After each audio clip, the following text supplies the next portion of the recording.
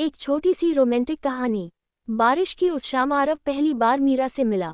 Bus stop पर खड़ी मीरा के हाथ में छाता नहीं था और बारिश लगातार तेज होती जा रही थी। आरव ने अपना छाता उसकी ओर बढ़ाते हुए कहा, आप चाहे तो आधा छाता शेयर कर सकती हैं, वैसे मेरा दिल भी थोड़ा खाली है। मीरा हंस पड़ी, छाता ठीक है, दिल का क्या भरोसा। दोनों एक ही छाते के नीचे घर तक चलने लगे।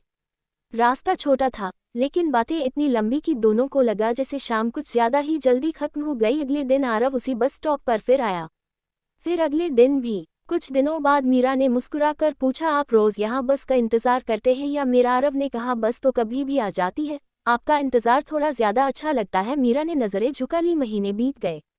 एक दिन उसी बस स्टॉप पर बारिश फिर शुरू हुई। आरव ने जेब से एक छोटा सा कागज निकाला और मीरा को दिया। उस पर लिखा था, क्या तुम मेरी हर बारिश की वजह बनोगी? मीरा ने कागज मोड़ा, मुस्कुराए और बोली, सिर्फ बारिश की क्यों, जिंदगी भर की। काव्या को बारिश बहुत पसंद थी, लेकिन उसे बारिश में भीगना नहीं। उसे बस खिड़की के पास बैठकर बारिश देखना अच्छा लगता था। एक दिन उसकी बालकनी के सामने वाले घर में नया लड़का रहने आया, अयान। पहली मुलाकात अजीब थी। काव्या बालकनी में पौधों को पानी दे रही थी और गलती से पानी अयान पर गिर गया। अयान ने ऊपर देखकर कहा, पानी पौधों को देना था या मुझे नहलाना था? काव्या शर्माते हुए बोली, सॉरी, गलती से हो गया। अयान मुस्कुराया, कोई बात नहीं, वैसे आपकी वजह से आज पहली बार पड़ोसी अच्छा लगा। उस दिन के बाद दोनों की बालकनियां उनकी मुलाकात की जगह बन गईं। कभी चाय के बहाने बातें होती, कभी बिना किसी वजह के बस एक दूसरे को देखकर मुस्कुरा देते। लेकिन एक दिन अयान ने बताया कि उसे दूसरे शहर में नौकरी मिल गई है। काव्या ने मुस्कुराकर कहा, ये तो अच्छी बात है। अयान ने उसकी आंखों में देखते हुए पूछा, सच में? काव्या ने नजरें चुराकर कहा, हाँ। अगली सुबह अयान चला गया। 3 महीने तक कोई खबर नहीं आई। फिर एक शाम काव्या की बालकनी में बारिश हो रही थी। अचानक सामने वाली बालकनी में अयान खड़ा था। काव्या की आंखें भर आई, तुम वापस आ गए? अयान ने कहा, नौकरी छोड़ दी क्यों? वह धीरे से मुस्कुराया, क्योंकि शहर बदलना आसान था, लेकिन तुम्हें छोड़ना नहीं। रिया रोज उसी कैफे में बैठकर किताब पढ़ा करती थी। एक दिन कबीर ने गलती से उसकी टेबल पर कॉफी रख दी। रिया ने कहा, ये मेरी नहीं है। कबीर मुस्कुराया, मुझे पता है, लेकिन आपकी मुस्कान देखकर लगा शायद आज से मेरी हो सकती है। रिया हंस पड़ी। उस दिन से दोनों रोज मिलने लगे। कभी किताबों की बातें, कभी सपनों की, और कभी बस खामोशी में एक दूसरे को देखते रहना। एक शाम कबीर ने पूछा, अगर मैं कल यहाँ ना आऊँ तो? रिया ने मजाक में कहा, तो मैं किसी और के साथ कॉफी पी लूंगी। कबीर ने सिर हिलाया, झूठ बोल रही हो? रिया ने पहली बार उसकी आंखों में देखकर कहा, हाँ, क्योंकि मैं कॉफी नहीं, तुम्हारा इंतजार करती हूँ। अगले दिन कबीर नहीं आया। एक दिन बीता, फिर एक हफ्ता, फिर महीना। रिया रोज उसी टेबल पर बैठती रही। 6 महीने बाद एक शाम कैफे का दरवाजा खुला। कबीर सामने खड़ा था। रिया की आंखों में आंसू आ गए। इतने दिन कहाँ थे? कबीर ने जेब से वही पुरानी कॉफी की रसीद निकाली और कहा, तुमसे दूर रहकर समझ आया कि मोहब्बत साथ रहने का नाम नहीं, किसी के बिना अधूरा महसूस होने का नाम है। रिया उठी और उसे गले लगा लिया। दिन उनकी कॉफी ठंडी हो गई, लेकिन 6 महीने पुराना इंतजार पहली बार गर्म हो गया। नैना और समर की मुलाकात कॉलेज की लाइब्रेरी में हुई थी।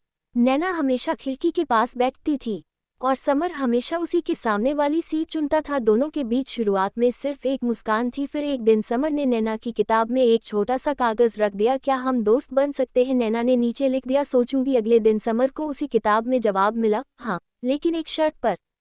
समर ने पूछा, क्या सी? नैना बोली, कभी झूठ मत बोलना। समर ने मुस्कुराकर कहा, और तुम कभी दूर मत जाना। धीरे धीरे दोस्ती प्यार में बदल गई।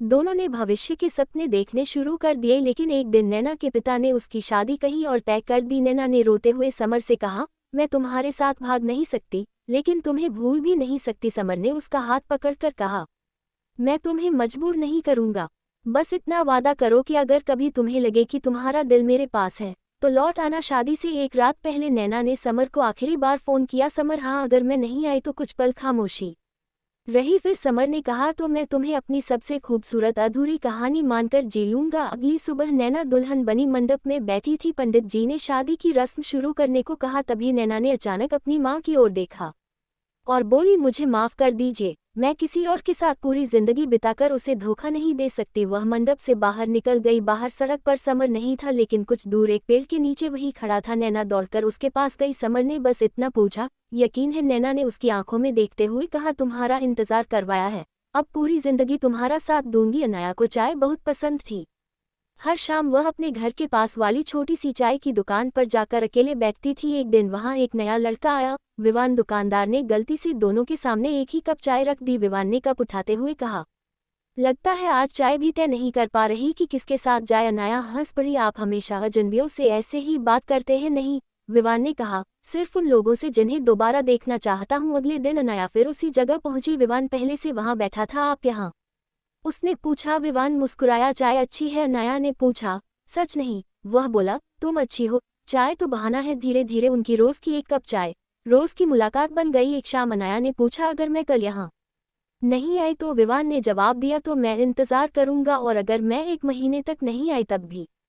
और अगर? एक सा विवान ने उसकी आंखों में देखकर कहा, तब चाय ठंडी हो जाएगी, लेकिन तुम्हारा इंतजार नहीं। अनाया कुछ नहीं बोली, बस अपना आधा कप चाय उसकी तरफ बढ़ाकर मुस्कुराए। विवान ने कप लिया और पूछा, आज आधी चाय क्यों? अनाया ने धीरे से कहा, क्योंकि अब से मेरी जिंदगी भी आधी तुम्हारी है। हर सुबह मीरा एक ही बस से कॉलेज जाती थी और हमेशा आखिरी सीट पर बैठती थी।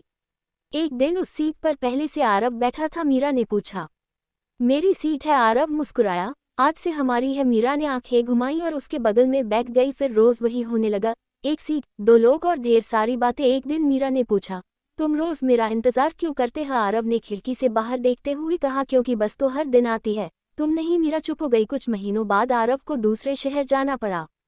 जाने से पहले उसने मीरा को एक छोटा सा कागज दिया, अगर कभी मेरी याद आए तो उसी आखिरी सीट पर बैठ जाना। आरव चला गया। मीरा कई दिनों तक उस सीट पर अकेली बैठती रही। 1 साल बाद बारिश की सुबह बस में कोई उसके बगल में आकर बैठा। मीरा ने बिना देखे कहा, ये सीट खाली है। सामने से आवाज आई, जानता हूँ, इसलिए तो वापस आया हूँ। मीरा ने पलटकर देखा, आरव मुस्कुरा रहा था। मीरा की आंखों में आंसू थे। इतनी देर क्यों लगा दी? आरव ने उसका हाथ थामकर कहा, तुमने कहा था ना इंतजार करोगी, मैं बस ये देखने आया था कि तुम्हारा इंतजार मेरी मोहब्बत जितना सच्चा है या नहीं।